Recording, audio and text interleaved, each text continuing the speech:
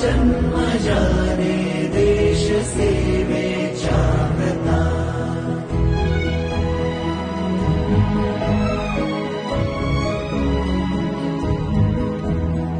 दक्ष दिन लक्ष ठरवून टाकी कणखर पाऊले, भेद मिटवून द्वेष विझवून ऐक्य अलगद साधले, तत्व शिकवून स्वत्व टिकवून मैत्र जीवलग बांधले, आत्मनिर्भर देश गिरवून आत्मतेज हि राखले।